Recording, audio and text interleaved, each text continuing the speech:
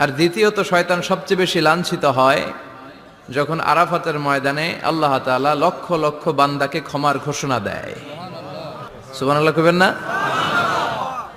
খায়রু আইয়ামিল আরদ, পৃথিবীর সবচাইতে শ্রেষ্ঠ দিন কোন দিন? আরাফার দিন।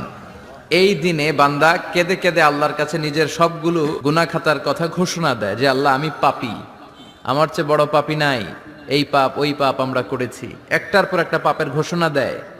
আর আল্লাহ এত খুশি হতে থাকে, সব শেষে আরাফার দিনের সূর্য ডোবার আগেই আল্লাহ আরাফার ময়দানের হাজীদেরকে মাফ করার ঘোষণা দিয়ে দেয়। এই দুই দিন শয়তান নিজেকে সবচেয়ে বেশি অপমানিত ফিল করে, অপদস্থ ফিল করে। অনুরূপভাবে 365 দিনের প্রতিদিনই বান্দা যখন আল্লাহর কাছে ক্ষমা চায় আল্লাহ তখন খুশি হয়ে যায়। সুবহানাল্লাহ পড়েন। আর শয়তান নারাজ হয়ে যায়। আমাদের মিশন হচ্ছে আমরা আল্লাহরে খুশি করতে চাই।